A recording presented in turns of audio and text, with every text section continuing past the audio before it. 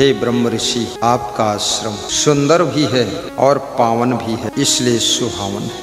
आपका घर भी सुहावन होना चाहिए। सुंदर घर तो तुम बना देते हो, लेकिन घर को पावन नहीं बना पाते। सुंदर से सुंदर घर में मुर्गी काट कर पका कर खाई जा रही है तो घर पावन नहीं है। सुंदर घर के अंदर शराब पी जा रही है, भांग खाई जा रही है। सुंदर घर के अंदर गाली गलौज हो रहा है। सुंदर घर के अंदर चरित्रहीनता के कार्य हो रहे हैं। याद रखना, जो घर केवल सुंदर है उसे सुहावन नहीं कहा जाता है। जो घर सुंदर भी हो और पावन भी हो, जिसके अंदर कोई गलत काम ना होता हो, गलत खान पान ना होता हो, कोई जीव हिंसा ना होती हो, उसको पावन कहते हैं। और जो घर सुंदर भी है और पावन भी है वो घर सुहावन कहलाता है। और जो जगह सुहावन है वहीं पर भगवान का आवन होता है, वहीं पर भगवान का आवन होता है। सुंदर गिरी काननो जल पावन, सुंदर गिरी काननो जल पावन, राम देखे मुनि बासु सुहावन। मुनि का वास, वाल्मीकि मुनि का आश्रम बहुत सुहावन है। आप यदि नशा नहीं करते हो, अपने घर में लड़ाई झगड़ा कलेश नहीं करते हो, शाकाहारी बनकर रहते हो, तुम्हारे घर में कोई हिंसा नहीं होती है, आपके घर में कोई शराब नहीं पीता है, तो आपका घर पावन है। और याद रखना, जो घर पावन है और सुंदर भी है उसे सुहावन है। इसलिए घर बनाइए। जिस प्लाट में घर बनाना है वहां पर गुरु की चरण धूल बिखरा दीजिए। गुरु का चरण अमृत उस प्लाट में छिड़क दीजिए। मकान बनकर तैयार हो जाए, फिर से गुरु के चरण अमृत का छिड़काव करके मकान को पवित्र कीजिए। यदि संभव हो सके तो कोशिश करके गुरु को 1 घंटे के लिए अपने नूतन घर में ले जाइए, गुरु के चरण रखवाइए, तो आपका घर पावन भी होगा, सुहावन भी होगा और घर में भूत प्रेत बाधा बला भी खत्म हो जाएगी और घर में शांति आएगी। इसलिए गुरु के चरणामृत का महत्व होता है। लेकिन ऐसे गुरु का चरणामृत होना चाहिए जो गुरु, याद रखना, ब्रह्मचारी हो, जो गुरु इंद्रियजीत हो, सदाचारी हो, जो गुरु वैराग्यवान हो, जो गुरु तन मन वचन से पवित्र हो, जिसका आचरण सोना जैसा चमकता हो, जिसका जीवन चांदी जैसा चमक रहा हो, ऐसे गुरु का चरणामृत आपकी मनोकामना पूर्ण करेगा। कल एक सज्जन आए थे, कह रहे थे कि आपके आशीर्वाद से सब काम हो गए, एक काम और होना है। हमने कहा बता दो। बोले बताऊंगा नहीं, आपका नाम लेता हूँ सब हो जाता है। तो मैंने कहा मेरे नाम से? बोले आपको कहाँ तक बताऊंगा, बहुत भक्त लोग हैं, सब हो जाता है। सच्चे भक्त की मनोकामनाएं मन में गुरु का सुमिरन करने से भी पूर्ण होती है। आपके घर में प्रेम का वातावरण भी बनना चाहिए, जहां सुमति तहाँ संपत्ति नाना, जहां कुमति तहाँ विपत्ति निधाना। परस्पर का प्रेम घर को लक्ष्मी से भर देता है। आपस का कलह कलेश घर में दरिद्र को बुलाकर बिठा देता है। मिलजुल कर रहने की भी आदत बनाना, समय का सदुपयोग करना, एक दूसरे का ख्याल भी रखना। जीवन बहुत नाजुक है, न जाने किस गली में जिंदगी की शाम हो जाए। क्या भरोसा है इस जिंदगी का, क्या भरोसा है इस जिंदगी का, साथ देती नहीं है किसी का। क्या भरोसा है इस जिंदगी का, क्या भरोसा है इस जिंदगी का, साथ देती नहीं है किसी का। सांस रुक जाएगी चलते चलते, समा बुझ जाएगी जलते जलते, दम निकल जाएगा रोशनी का।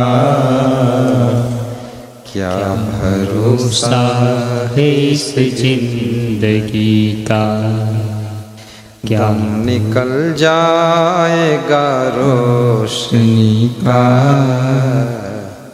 क्या भरोसा है इस जिंदगी का, क्या भरोसा है इस जिंदगी का। हंसा प्यारे सरवर तजी कहाँ जाए, हंसा प्यारे सरवर तजी कहाँ जाए।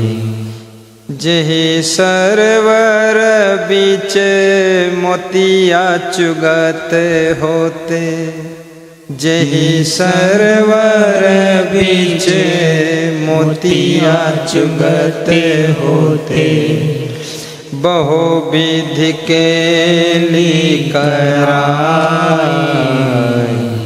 हंसा प्यारे सरवर तजी कहाँ जाए, हंसा प्यारे सरवर तजी कहाँ जाए।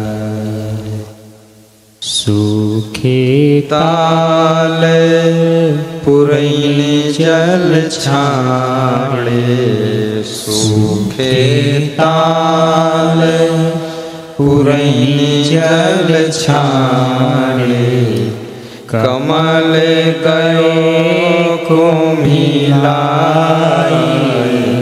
हंसा प्यारे सरवर तजी कहाँ जाए, हंसा प्यारे सरवर तजी कहाँ जाए। हंसा प्यारे सरवर तजी कहाँ जाए। सद्गुरु कबीर साहिब करुणा विभोर होकर जीव से पूछ रहे हैं कि हे हंस चेतन, इस शरीर रूपी सरोवर को छोड़कर तू कहाँ जाएगा। इतना सुंदर मनुष्य का शरीर तुझे प्राप्त हुआ है, जिस शरीर को पाने के लिए देवता भी इंतजार कर रहे हैं। देवी देवता सोच रहे हैं कि हम कब नरनारी बनकर पृथ्वी लोक में जाकर जन्म लेंगे। सुर दुर्लभ सद ग्रंथ निगावा, बड़े भाग्य मानुष तन पावा।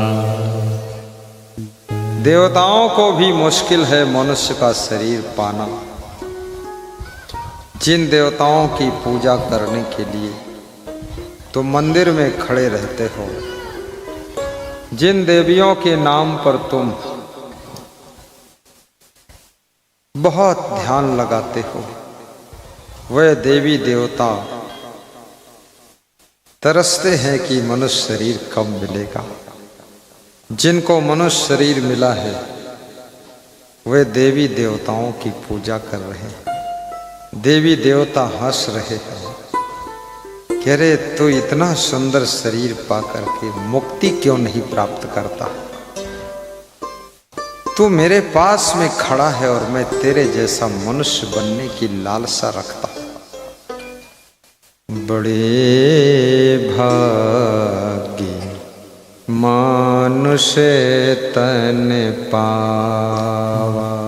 राम पूर्ववासियों को समझा रहे हैं कि बड़े भाग्य से मनुष्य का शरीर मिलता है। कितने लोग मनुष्य का शरीर पाकर भी अभागे बने हुए हैं, अपने जीवन की महिमा को समझ नहीं पाते। इतना सुंदर मनुष्य का शरीर मिला है, वो तमाकू खाने में जीवन गंवा देते हैं। कितने लोग सिगरेट बीड़ी पीने में ही पूरी जिंदगी बर्बाद करते हैं, और कितने लोग चोर बनकर के चोरी करते रहते हैं, सबके खेत के भुट्टा चुरा चुरा कर तोड़ते रहते हैं। और कितने लोग ऐसे सुंदर नर्तन को व्यभिचार के नरक में ढकेल कर सड़ते रहते हैं। और कितने लोग इस जीवन का लक्ष्य ही समझ रखा है कि भोगों को भोगना। भूल हो गई, गलती हो गई। भोगों को तो राक्षस भी भोगते हैं, भोगों को तो सब भोग लेते हैं, चिड़िया पशु पक्षी भी भोगते हैं। लेकिन याद रखना, जो थोड़ा त्याग संयम से रहता है उसी का मनुष्य जीवन सार्थक होता है। संयम नियम के पथ पर चलकर भक्ति की राह को चुन लेता है, उसका जीवन लास्ट में मुक्ति को प्राप्त कर लेता है, मुक्ति मिल जाती है। थोड़ा ताली भी बजा दिया करो तुम लोग, हमारे जैसे बैठे रहते हैं। बड़े भाग्य मानुष तन पावा, सूर्य दुर्लभ सद ग्रंथन गावा, साधन धाम मोक्ष करे द्वारा, पाए न जेहि पर लोक समारा। जिसने मनुष्य जीवन पाकर परलोक नहीं समारा, अर्थात मोक्ष को नहीं प्राप्त किया, अर्थात आत्मा की मुक्ति की साधना नहीं किया, वो आत्महत्यारा है।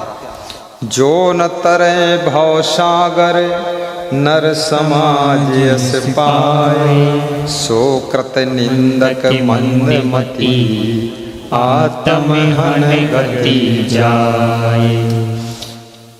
यही तन कर फल विषय न भाई, स्वर्ग स्वर्ग अंत दुखदाई।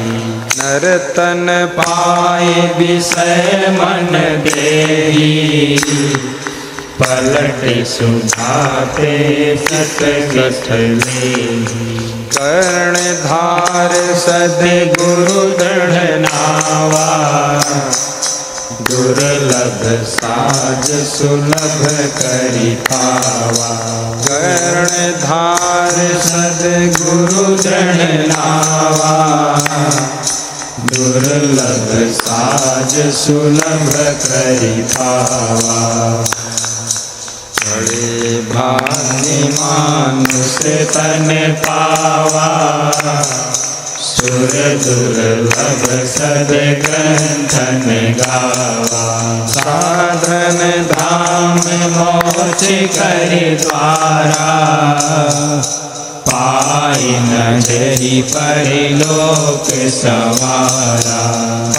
न तरे भव सागर नर समाज यस पाए, सो कृत निंदक मंदमती आत्महन गति जाए।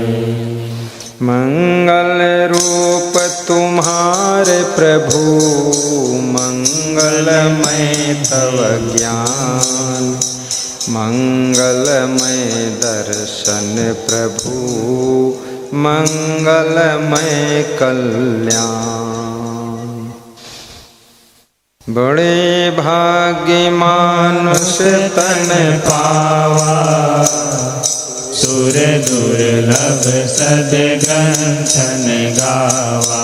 साधन धाम मोक्ष कर द्वारा, पाए न जय परलोक संवारा। पाए न जय परलोक संवारा। मंगल मूल अमंगल दमनु, सेवक सदन स्वामी आगमनु। मंगल मूल अमंगल दमनु, सेवक सदन स्वामी आगमनु। बोलिए सद्गुरु भगवान की जय। मनुष्य जीवन भक्ति करने के लिए मिला है। अच्छे अच्छे गुणों को अर्जित कीजिए। बाल अवस्था में विद्या का अध्ययन कीजिए।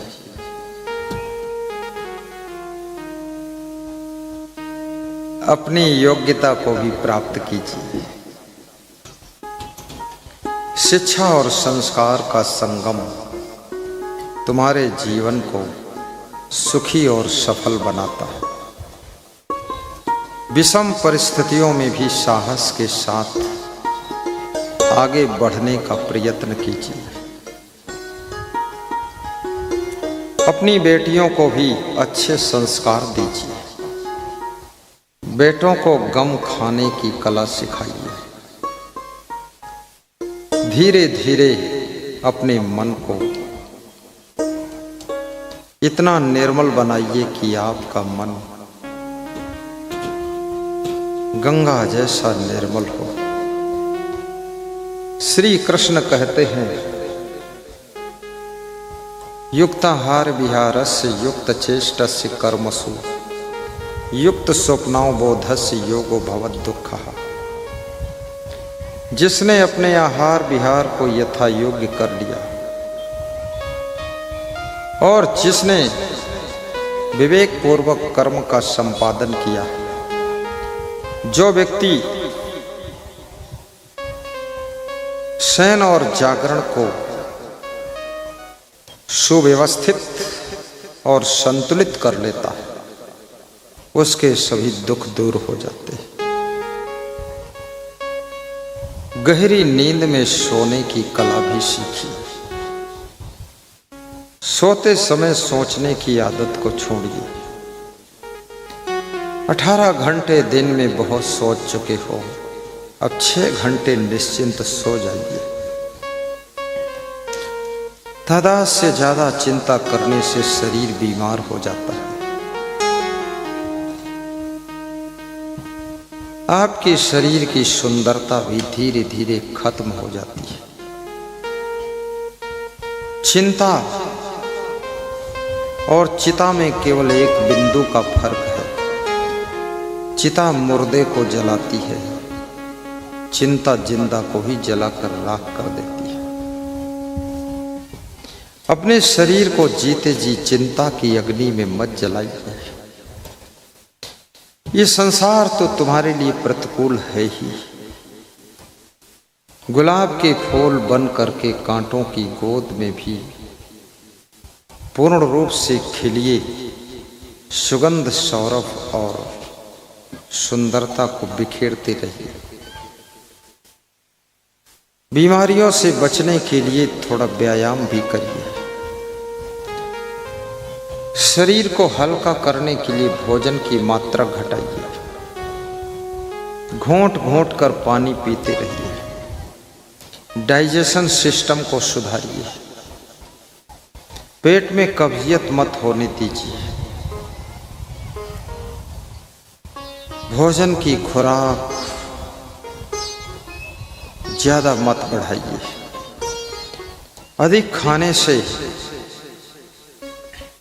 अधिक बीमारियां तुम्हारे शरीर को घेरती है। भोजन कम कीजिए और कम भोजन चबा चबा कर खाइए। आपस में मिलजुल करके रहिए। हमेशा धर्म का स्मरण कीजिए। अधर्म करके दूसरों को पतन के गर्त में मत ढकेलिए। दुख के आने पर भी दुखी मत होइए। सुख के आने पर और सुख मिले ऐसी कामना मत कीजिए। जो मिल चुका है उसमें प्रसन्नता मनाइए। जो आपको पति मिला है, जो आपको पत्नी मिली है, बेटा मिला है, बेटी मिली है, बहू मिली है, सास ससुर मिले हैं, माता पिता मिले हैं, उनमें अपने मन को संतुष्ट भी कीजिए, क्योंकि संतोष ही सुख का दूसरा नाम है। जिसके पास में संतोष नहीं है वो विश्वनाथ हो जाए, पूरी धरती उसके नाम लिख दी जाए, फिर भी वो सुखी नहीं होगा। और जिसके मन में संतोष है उसके पास जो कुछ है उसी में वो सुख लगता है। संतोष संतोष सुख है, रहो तो हृदय जुड़ाए।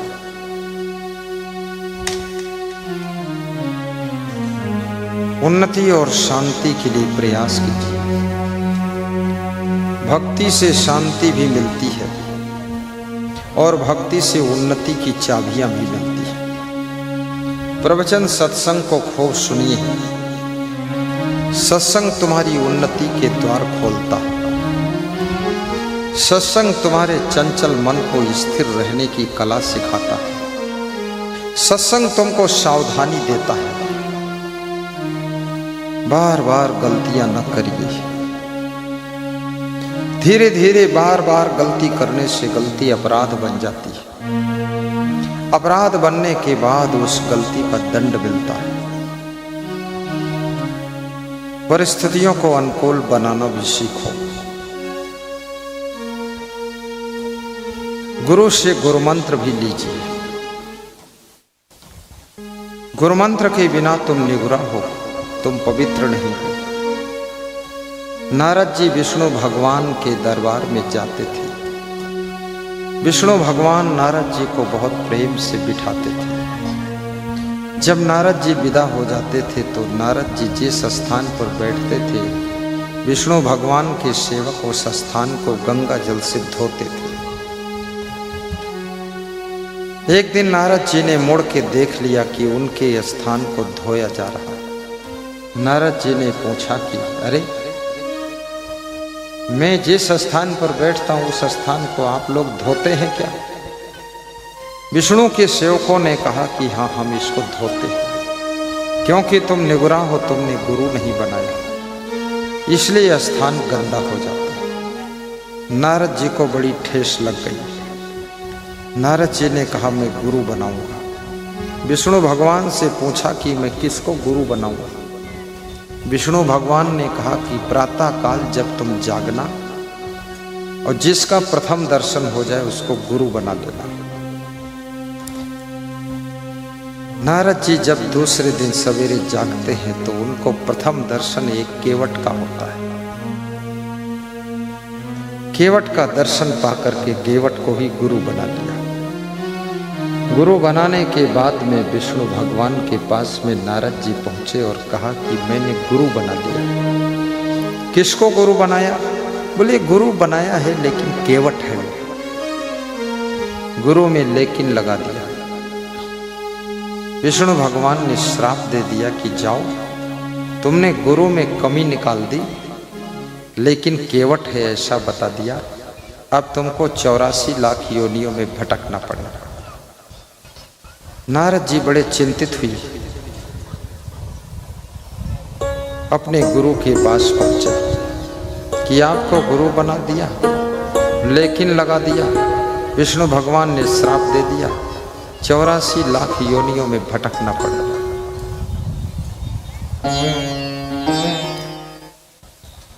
गुरु ने कहा चिंता मत करो, भगवान के पास जाओ, उनके पैर छुओ और भगवान से पूछो कि 84 लाख योनियों का नक्शा बना दीजिए पृथ्वी पर, जरा मैं देख तो लूं, ताकि 84 लाख योनियों को भोगने में सुविधा हो जाए। नारद जी ने पृथ्वी पर 84 लाख योनियों का नक्शा खींच दिया एक लकड़ी लेकर। गुरु ने इशारा दिया कि इसी नक्शा के ऊपर तुम लोट पोट जाओ। नारद जी नक्शा के ऊपर लोट पोट गए और विष्णु भगवान से बोले कि आपने 84 लाख योनियां भोगने का श्राप दिया था और आपने ही 84 लाख योनियों का नक्शा बनाया और मैं इन्हीं योनियों के नक्शे पर लोट पोट गया और मेरा तो आपका श्राप पूरा हो गया। बोलो जय जय गुरुदेव की। विष्णु भगवान हंसने लगे, बोले कि ये ज्ञान किसने दिया? बोले ज्ञान उसी गुरु ने दिया जिसमें लेकिन निकाला था। यही गुरु की बलिहारी होती है। गुरु बहुत बड़ा काम करता है। याद रखना, गुरु की महिमा को समझ लेना। यदि गुरु की महिमा को नहीं समझा, प्राइमरी का गुरु छोटा सा गुरु होता है, तुमको आज से आम माँ से अमरूद पढ़ाता है और धीरे धीरे उसी पढ़ाई से तुम आगे बढ़ते हो। एक दिन तुम स्वयं शिक्षक गुरु बन जाते हो। शिक्षक गुरु का भी सम्मान करना, उनका आदर करना। धीरे धीरे शिक्षकों का आदर भारत की धरती से घटता चला जा रहा है। शिक्षक का आदर करने से विद्यार्थी सफलता को अधिक प्राप्त करता है। जिस गुरु के द्वारा आत्मज्ञान मिलता है, जो गुरु आपको गुरु मंत्र सुनाता है, कंठी माला पहनाता है, उस गुरु के प्रति अथाह श्रद्धा रखना, उनकी महिमा का गुणगान करना और निगुरा बन करके मत रहना। विष्णु भगवान ने जैसे नारद को कहा था गुरु बनाइए, नारद बहुत ज्ञानी थे, लेकिन गुरु के बिना नारद पवित्र नहीं थे। गुरु भक्ति पवित्र कर देती है। गुरु ज्ञान तुम्हारे जीवन का कल्याण कर देता है। हंसा प्यारे सरवर तजी कहाँ जा, जही सरवर बीच मोतिया चुगत होते, बहुविधि केली कराय। हंसा प्यारे सरवर तजी कहाँ जाय, ओ हंसा प्यारे सरवर तजी कहाँ जाय। कबीर साहब प्रश्न पूछ रहे हैं कि हे हंस चेतन, हे जीवात्मा, तू इस सुंदर शरीर रूपी सरोवर को छोड़कर कहाँ जाए? आपसे अगर कोई पूछता है कि मृत्यु के बाद तुम्हारी आत्मा कहाँ जाएगी, तुम क्या बताओगे? और कबीर साहब ये भी पूछते हैं कि कहाँ से आए हो और कहाँ जाओगे? आए हो तुम कहाँ से और जाओगे कहाँ, इतना तो दिल विचार लो, बस हो गया भजने। इतना तो दिल विचार लो, बस हो गया भजने। आए कहाँ से हो? अभी तो मालूम है कि परसाही गांव में तुम्हारा जन्म हुआ, लेकिन परसाही से पहले कहाँ जन्म हुआ था? यहाँ से मर करके तुम्हारी आत्मा परसाही आई है।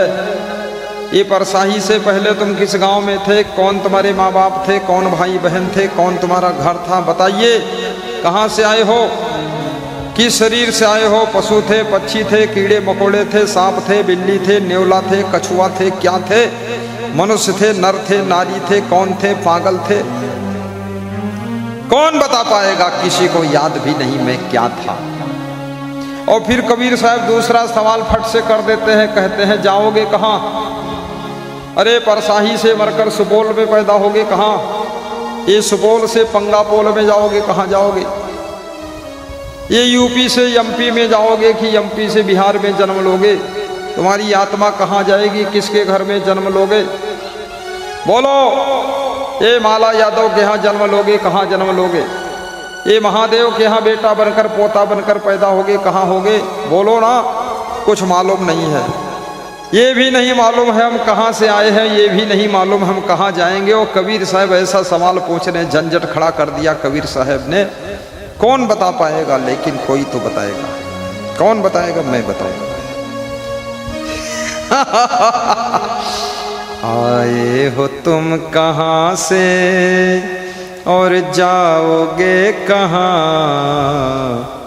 इतना तो दिल विचार लो, बस हो गया भजन। इतना तो दिल विचार लो, बस हो गया भजन। मन की तरंग मार लो, बस हो गया भजन। आदत जरा सुधार लो, बस हो गया भजन। आदत जरा सुधार लो, बस हो गया भजन। बोलिए सद्गुरु भगवान की जय। बोलिए संत भगवान की जय। बोलिए भक्त भगवान की जय। जाओगे कहाँ? मनुष्य की आत्मा का आवागमन उसके कर्मों के अनुसार होता है।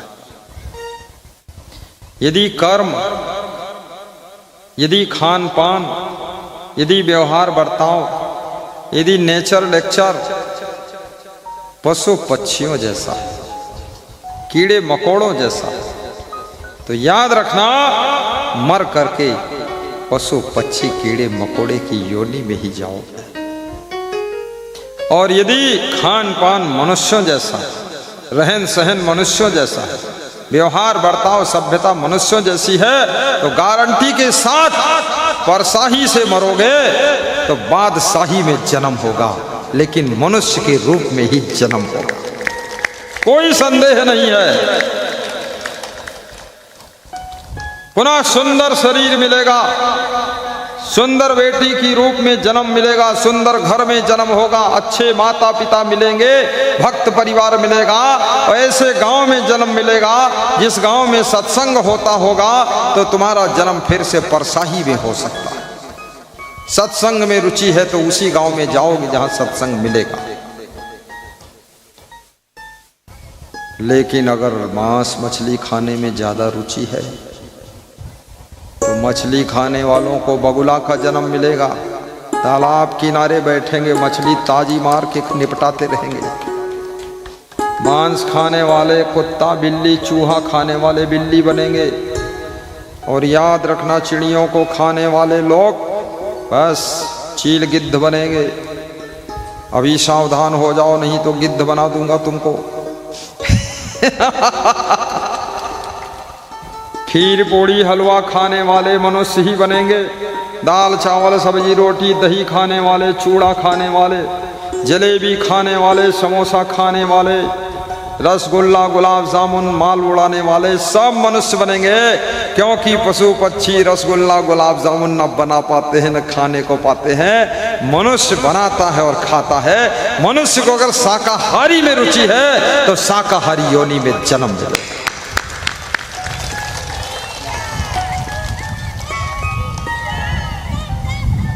की जय, की जय। जय राजा जान खगड़िया की जय। ये राजा जान की महिलाएं हैं। इन महिलाओं ने गत वर्ष सत्संग कराया था, कमाल का सत्संग जैसा यहाँ हो रहा है। कंचन देवी का सत्संग भी गजब का। खड़ी हो जा बेटी, उधर मुड़ जा बेटी, लगा दे बंदगी। अपनी बहन को भी खड़ा कर दे, अकेले अच्छा नहीं लगेगा।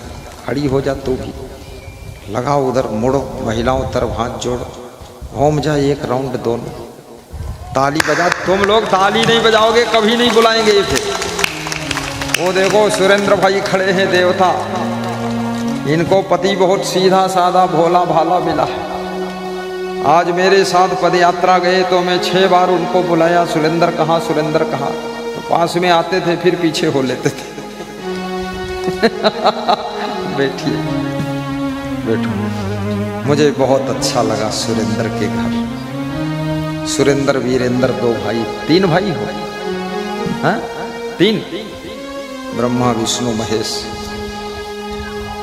इतना बड़ा घर है कि उन्हीं के घर में मेरा पूरा संत मंडली समा गई, मैं भी समा गया, भोजन भंडारा भी संतों का वही हो गया, गाड़ी भी मेरी वहीं खड़ी रहती। मैं सोचता था रहने के लिए कोई दूसरे घर ढूंढना पड़ेगा, लेकिन उन्हीं का घर ऐसे मॉडल का घर है, और उसी घर में घर वाले पीछे रहते हैं, हम लोग आगे रहते हैं, हमारे आगे हमारी गाड़ी रहती है, और गाड़ी के आगे और सड़क पार करो तो भैंस रहती है। हाँ, भैंस से दूध मांग लो 1 बाल्टी दे देती है। बहुत सुंदर व्यवस्था, डामर रोड फर्स्ट क्लास। मैं रोज पद यात्रा जाता हूँ, बहुत अच्छा लगता है। मेरा कमरा भी अच्छा है, सब सुख है। बार बार बुलाना, मैं बार बार आऊँगा। 3 दिन सत्संग करना तो 5 दिन सोऊंगा, आराम कर लूँगा। आराम भी मुझको बहुत मिली है इस गांव में, कोई थकान नहीं आई, कहीं पधरौनी नहीं गया, इसलिए प्रोग्राम के समय पधरौनी जाने की हिम्मत नहीं पड़ती है। पधरौनी जाता हूँ तो बहुत मेहनत पड़ जाती है। तो कबीर साहब ने यही बात समझाया है, हंसा प्यारे सरवर तजी कहाँ जाए, जही सरवर बीच मोतिया चुंगत होते, बहुविध केली कराए, हंसा प्यारे सरवर तजी कहाँ जाए, हंसा प्यारे वाह वाह सरवर तजी कहाँ जाए। हे हंस चेतन, शरीर रूपी सरोवर को छोड़कर तू कहाँ जाएगा। जिस शरीर रूपी सरोवर में तू बहुत प्रकार की क्रीड़ा करता था, कितने खेल कूद करता था, कितने कार्य करता था, आज तू इस शरीर को छोड़कर चला गया, ये शरीर मुर्दा पड़ा। सूखे ताल पुरैन जल छाड़े, जैसे पानी तालाब का सूख गया तो कमल के फूल जो है उसके पत्ते जल को छोड़ देते, सूख जाते हैं। कमल गए कोमिला, अब तेरा शरीर सूख रहा है, खाल हड्डियों को छोड़ चुकी है, अलग अलग झिलमिल हो रही है, और कमल जैसा मुखमंडल तेरा कुम्हला गया। अब ये शरीर जो चमकता था दमकता था, वो शरीर बिल्कुल मुरझा चुका है। सूखे ताले पुरैनी जल छाड़े, कमल गयो कोमिला, हंसा प्यारे सरवर तजी कहाँ जाए, हंसा कबीर जो अब की बिछुड़े, बहुरी मिलो कबे आए, हंसा प्यारे सरवर तजी कहाँ जाए। कबीर साहब कह रहे हैं, जो आज माँ के रूप में माँ मिली है, जो पिता मिले हैं, अब की बार बिछड़ने के बाद ये पुनः कब मिलेंगे कुछ पता नहीं। इसलिए भरपूर माँ की सेवा कर लो, पिता की सेवा कर लो, भाई का धर्म निभा लो, पति का धर्म निभा लो, पत्नी का धर्म निभा लो। पुनः इनसे मिलन होगा कि नहीं होगा कुछ पता नहीं। पत्ता टूटा डार से ले गई पवन उड़ाए, कहे कबीर जो अब की बिछुड़े, बहुरी मिलो कबे आए, हंसा प्यारे सरवर तजी कहाँ जाए।